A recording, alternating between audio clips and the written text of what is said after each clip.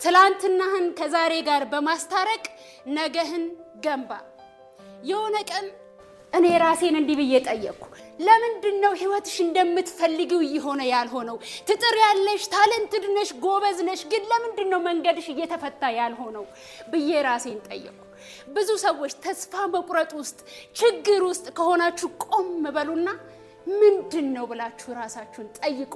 ምክንያቱም እያንዳንዱ መፍትሄ የሚወለደው ከችግር ውስጥ ነው። ከችግር ውስጥ ያኔ ምን ታገኛላችሁ? የትላንትና ያልታከመ ማንነት የዛሬ የስቃያችሁ ምንጭ እንደሆነ በደንብ ይገባችኋል። እኔ ፔሪ ፍላጎቴን፣ ሀብትን፣ ስኬትን እፈልግ የነበረው የተሳሳተ ቦታ ነበር።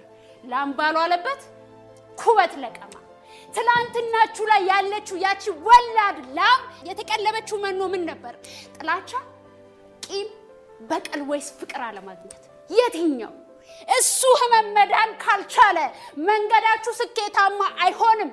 የአለባችሁት ወተት መርዝ ይሆናል። የምትወልዱት ጥጃ ደግሞ እድሜ አይኖረውም። ለዛ ነው ነገር ግን ደስ ይበላችሁ። ለእያንዳንዱ ነገር ምን አለ? መፍትሄ፣ መድኃኒት አለ። የመጀመሪያው መፍትሄ ምስጋና ይባላል። የተደረገልህን እያንዳንዱን ቆጥረ ከልብህ አመስግን። ሁለተኛው ይቅር ማለት ነው። እኔ እናቴንና እንጀራ እናቴን ይቅር ያልኩበትን ጉልበት በህይወት ተጠቀመው። ሶስተኛው መልቀቅ ይባላል። ከህይወት ጋር ግብግብ አትግጠም፣ አትታገል። እግዚአብሔር ስራን እንዲሰራልህ ለሱ ስፔሱን ስጠው። አራተኛው ጸሎት ይባላል። የሰላምህ ቁልፍ እሱ ነው። የበረከትህ ቁልፍ እሱ ነው። የመረጋጋትህ ቁልፍ እሱ ነው።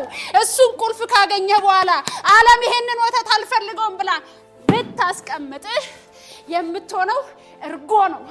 በመቀመጥ ብዛት ቫልዩ አይቀንስም፣ ስኬትህ አይቀንስም። አሁንም ዓለም ከዚህና ከዛ ያተራመሰች ብትገፋ የምትሆነው ቅቤ ነው። ቅቤ ደግሞ በጣም ውድ ነው።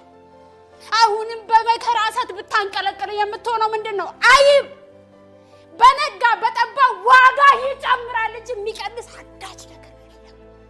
አየህ፣ ሌላው ቀርቶ ቅራሪ እንኳን አጓት ሆኖ የብዙ ሰዎችን ጥም ይቆርጣል።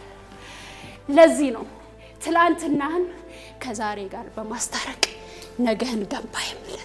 አመሰግናለሁ።